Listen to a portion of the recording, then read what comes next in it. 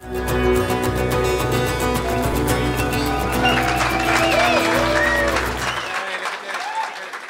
we're Turin Brakes and welcome to Television Net. Buonasera tutti. It's the first time being back in Italy for us for a long time. I mean, I don't know, at least 3 years, which is crazy. But we used to play in Italy all the time. We just had a little break from doing a lot of touring. But now we're back and it's great. It's wonderful.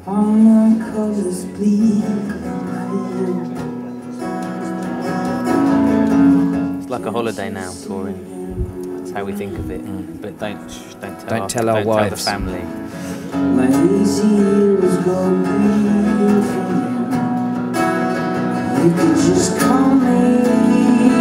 I guess, yeah, it's been 10 years, which is a very long time for a band to be around.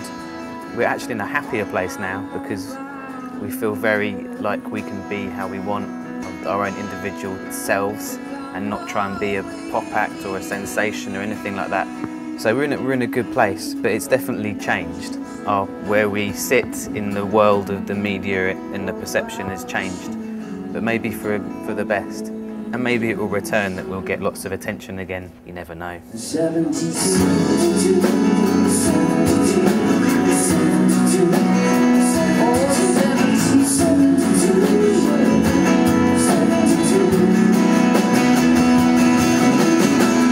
We always felt like the acoustic world of the Optimist LP, our first album, was our world. We made this sound, and every record since then was almost taking a holiday from that place sometimes, and sometimes returning a bit, but not fully. So this album, we thought, well, maybe, you know, it's been 10 years since we made a consciously kind of acoustic record. So we almost didn't go any further than that. We just talked a little bit about it, and we knew that the acoustic world was kind of back again for us. And it's not just the sound, it's the attitude as well. It's a particular kind of attitude that we have, especially when we produce the album ourselves. It's very different to when we work with a producer. When you work with a producer, you're acting in somebody else's film and you're just an actor.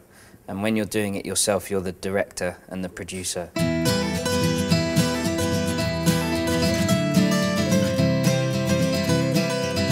The new album's called Outbursts, has a few different versions of meaning. You know, it's partly means outbursts as in emotional outbursts, like you can't stop something from coming out, it just comes out. And every song on the record is some kind of emotional outburst in some way, a statement or a confession or whatever you want. It's also, there's this thread of natural outbursts running through the album, disasters or nature being powering over man, you know, man being tiny and nature being enormous, and being played with by nature all the time, which it happens in the real world every few weeks. Something colossal, massive happens.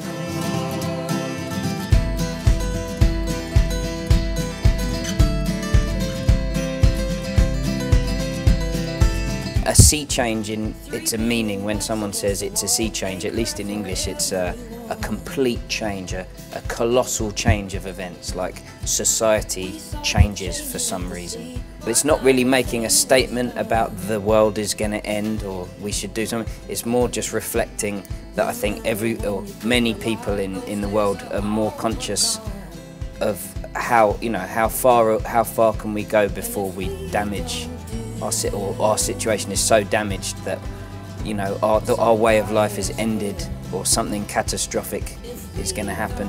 It's a feeling in the air, you know, everywhere you look, on the telly, on the news, on the adverts, everything, it relates to this idea of an environmental sort of awareness, be it good or bad or whatever, you know. It's like a countdown to an explosion. It starts off at 6 billion, which is the amount of people on the planet, and it goes all the way down to 1. But the worry is that, or the anxiety is the same from 6 billion to 1. The situation is the same all the way down to a personal level. So the Sea Change video with the miniature soldiers reflected the album in a way, which is, it's about a microscopic world, but within that microscopic world, things are very important, but they're tiny. So it's playing with scale, you know, and again, it's like the album is saying about our position in the world is, to us everything's huge, but you know, if you step back, we're just ants on a rock. We only mean something to us. Something much bigger, we're nothing, you know.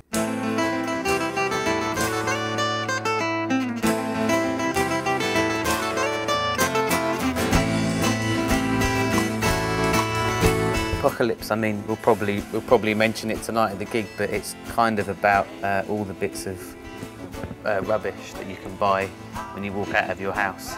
And you can pick up loads of stuff that they make on the other side of the world and they ship it over, and it's just a bit of rubbish.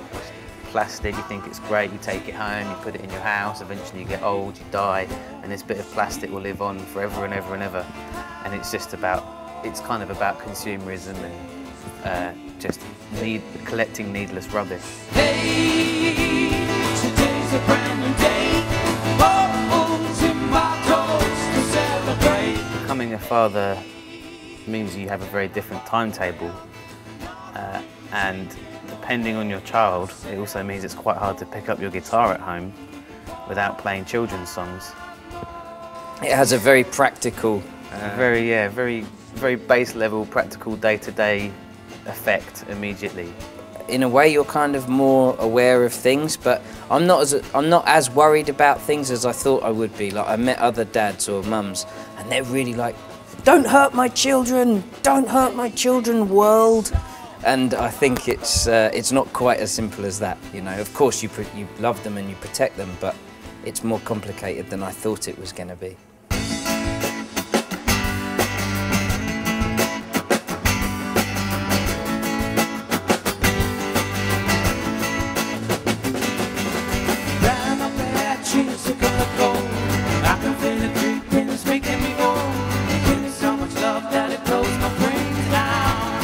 The biggest regret related to being in a band is to have too much fear, to be too scared, to be a bit too scared of things.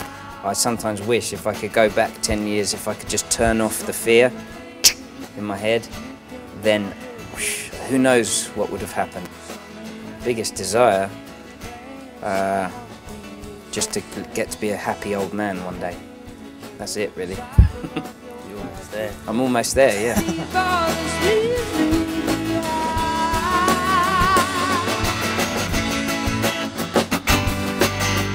The best quality of Olly, I think, is he's very good at explaining to people. He's very positive. So in a situation that a lot of people feel negative, he would find some way of making it a positive. And I guess the negative, I mean, there's many, but just to be quick, probably the snoring. I don't share a room with him anymore, but there's 8 people on our bus, and there's 2 people that snore, and he's definitely one of them. Summer rain, dripping down your face again. Summer rain, rain. The best quality with Gale, apart from his amazing natural ability as a guitar player and musician in general, which is obviously very important because it wouldn't sound as magnificent, is he tends to know what he wants much more quickly than I do, and that's good when you're a team. And the worst quality is that he's such a good swimmer in a swimming pool that he makes everybody else feel very embarrassed and pathetic, because he can swim up and down about 10 times in the time that it takes me or any of the other guys in the band to get once up and down. He'll go like this, like a fly. We call him the dolphin. And I think he can actually speak dolphin. I'm sure I've heard him do it at night in the bunk, which is a kind of noise. I think he can do that. So yeah, that's his worst quality, which is kind of bizarre because it's also a very good one.